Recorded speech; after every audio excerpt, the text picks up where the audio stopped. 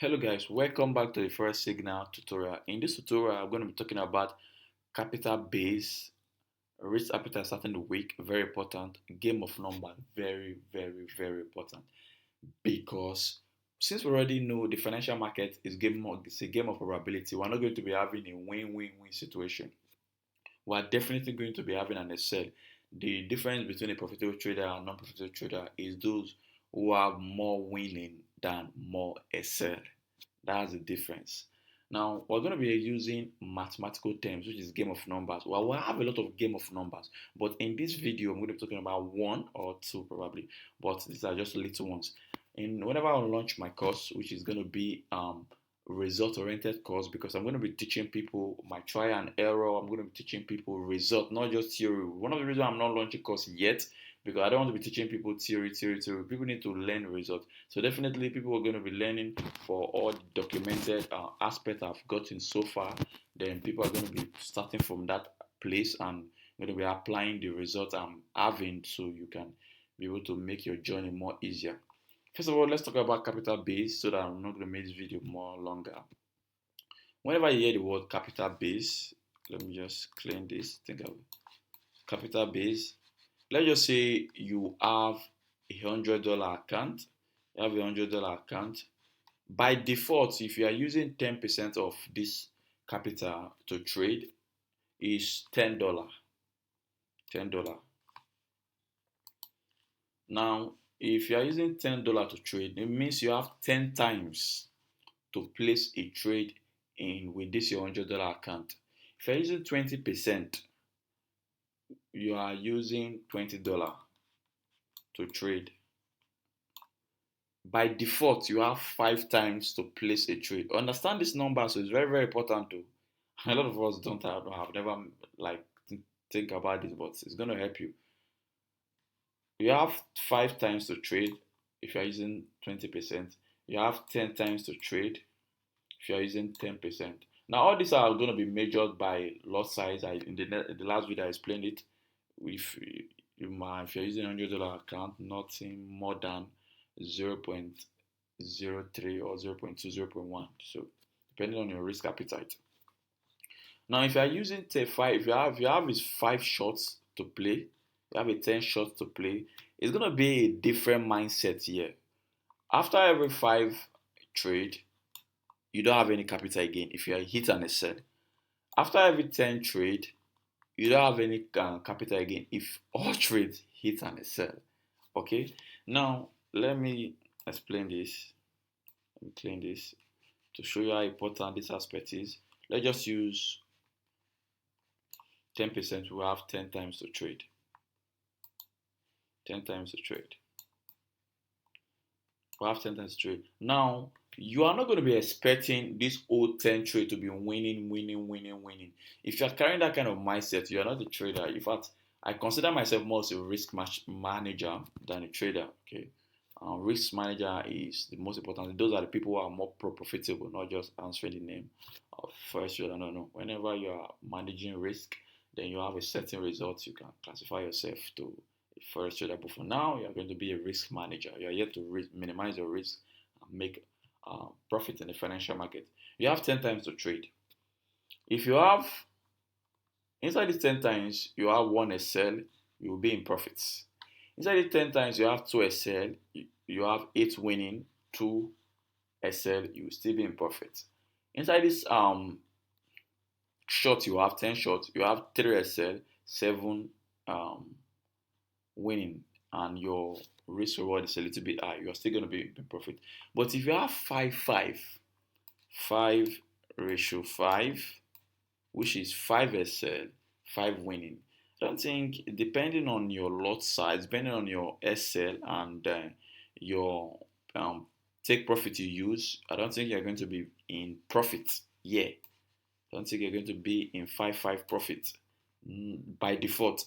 So your target should be 8 ratio, which is 2 ratio 8 or whatever, which is 10 winning, just 2 Excel, or 9 winning, 1 Excel, which is on the difficult side though. there's no that I don't you're not going to be having 10 10. No, no, no. 10 no. Just take your mind out of that. You're definitely going to have an Excel, which is part of the business. Now, this is where people get it complicated. Now, whenever they have an Excel, this is when the emotional syndrome comes. Now, apart from having trading strategy, the most important thing is the psychological aspect.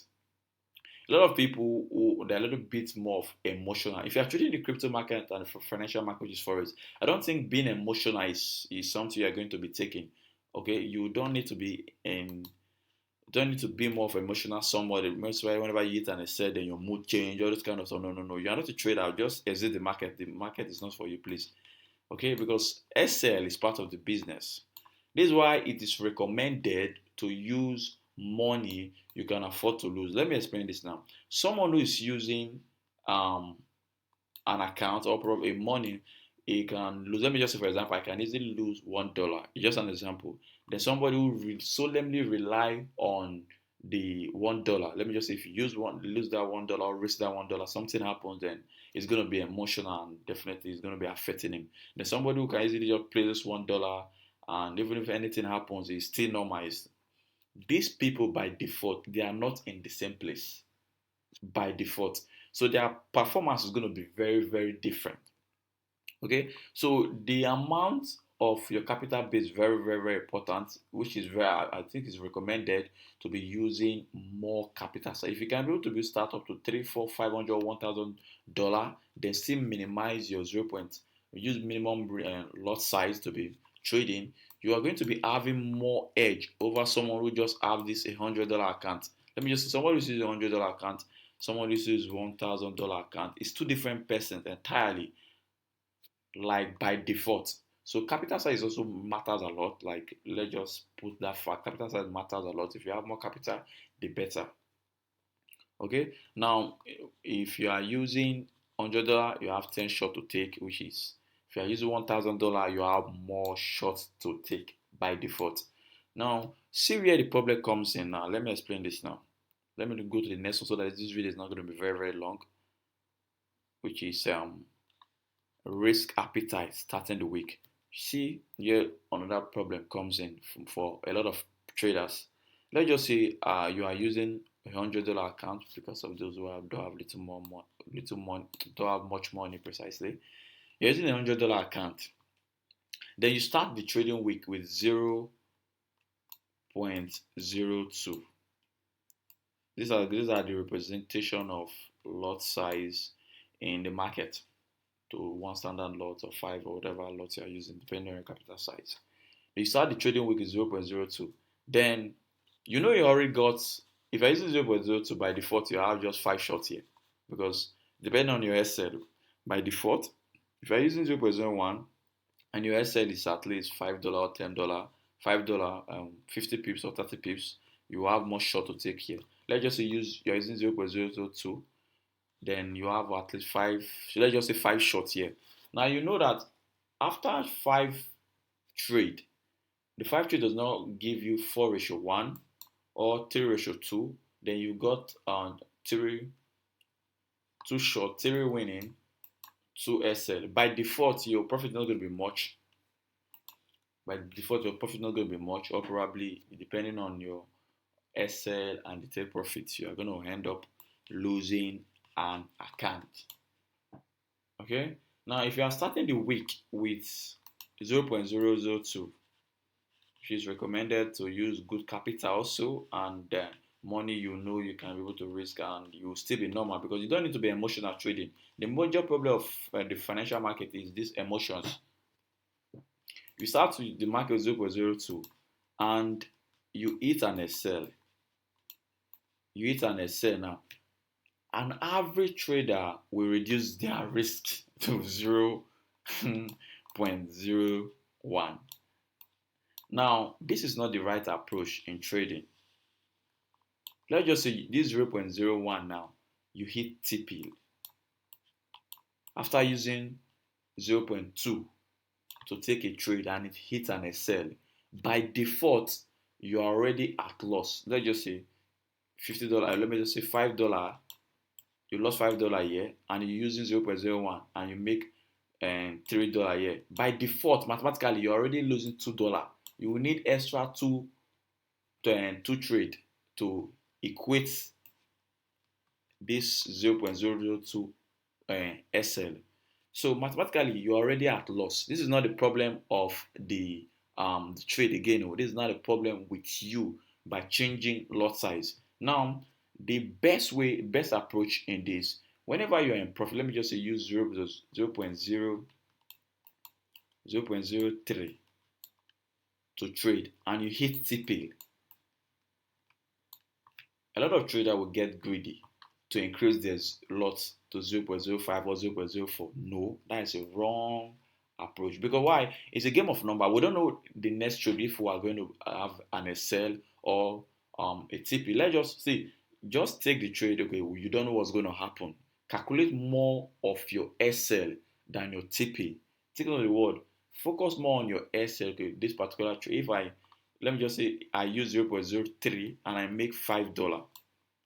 The one thing you want to do, you're not going to be risking $5 at the same time adding another $5 from your capital, except probably you want to be doing flipping. Flipping is a whole different course I'm going to be talking about whenever I launch my course. You already got $5. In using risk management, you're not going to be placing the whole of this $5. Let me just, I don't want to trade again. I already got $5 in my account. I want to use my $5. What you're going to be using is to reduce your risk 0.02 to trade, next trade.